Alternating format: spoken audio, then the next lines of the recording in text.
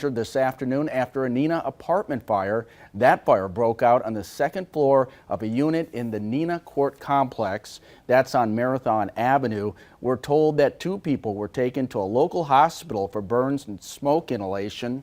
The Red Cross is also helping out up to 12 people now without a place to stay because of the fire.